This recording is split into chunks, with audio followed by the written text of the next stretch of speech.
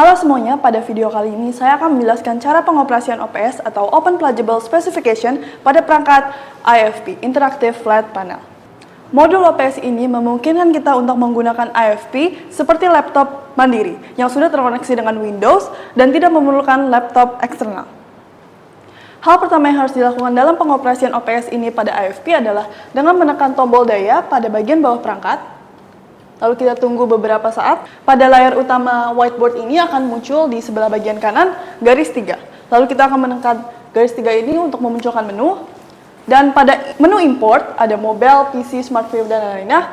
Rekan-rekan sekalian akan menekan PC. Lalu apabila OPS sudah terpasang dengan benar, maka opsi OPS akan muncul di sebelah sini. Kita akan menekan opsi OPS. Nah, tunggu beberapa saat.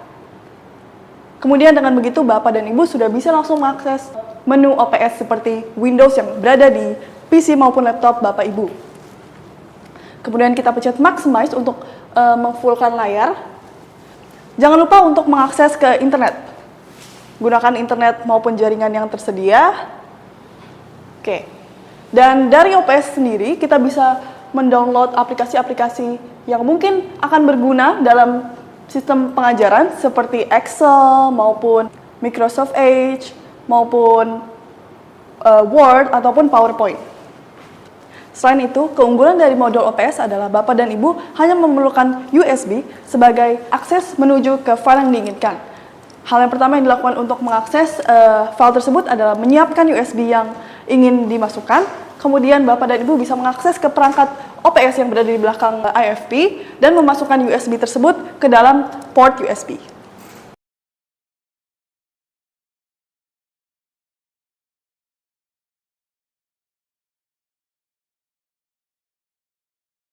Apabila USB telah terpasang sempurna, Bapak dan Ibu akan menemukan notifikasi seperti ini. Dan kemudian kita bisa langsung menuju ke file yang diinginkan yang ada pada USB tersebut. Oke, kita masuk ke File Explorer. Mengakses ke bagian USB drive, lalu mengakses ke PPT yang ingin dilakukan dalam pembelajaran. Dengan menggunakan IFP ini, Bapak dan Ibu hanya perlu menggeser layar ke sebelah kanan untuk mengakses ke file selanjutnya, dan menggeser ke sebelah kiri untuk mengakses ke file sebelumnya. Selanjutnya, saya akan menjelaskan fitur-fitur yang dapat digunakan untuk meng-highlight beberapa hal-hal penting yang berada di presentasi Bapak atau Ibu. Caranya adalah dengan menahan ujung stylus pen yang bagian lancip pada layar. Lalu kemudian ikon-ikon akan muncul di sebelah kanan. Dan apabila Bapak dan Ibu melakukan di sebaliknya, maka ikon-ikon tersebut akan muncul di sebelah kiri. Seperti ini. Jadi, tentu saja ikon-ikon ini akan menyesuaikan tempat Bapak dan Ibu sedang mempresentasikan. Oke. Nah, pada 6 ikon ini, yang ketiga akan muncul ikon pena. Ini digunakan untuk meng-highlight beberapa poin-poin penting yang ada di presentasi. Seperti laser pointer, saya akan menyontohkan. Laser pointer ini digunakan selayaknya laser dalam presentasi, seperti ini. Oke. K3LL dalam industri hilir migas. Selanjutnya, fitur kedua adalah fitur pen. Bapak dan Ibu juga bisa menggunakan berbagai jenis warna yang ada pada opsi.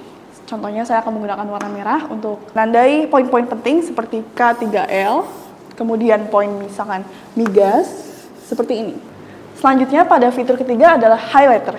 Highlighter ini digunakan sama halnya seperti pen, menandai poin-poin penting, namun bedanya highlighter ini memiliki ketebalan yang berbeda, seperti ini. Oke. Kemudian pada fitur keempat ada fitur eraser. Eraser yang keempat ini adalah eraser yang digunakan secara manual, seperti ini. Sedangkan eraser yang terakhir adalah digunakan untuk menghapus seluruh bagian yang sudah dicoret dalam satu halaman yang sama, seperti ini. Itu pada fitur IFP ini, Bapak dan Ibu juga bisa melakukan zoom in dan zoom out, seperti dengan mengetuk 2 kali pada layar yang ingin di zoom in. Dan melakukan hal yang sama untuk zoom out. Kemudian Bapak dan Ibu menekan ikon yang paling bawah, seperti ini. Maka dari itu presentasi akan kembali seperti semula. Dan untuk layar utama, Bapak dan Ibu tinggal menekan silang. Dan kemudian layar kembali ke layar utama. Baik, demikian video dari cara pengoperasian OPS pada perangkat IFP. Sekian dari saya, terima kasih atas perhatiannya. Wassalamualaikum warahmatullahi wabarakatuh.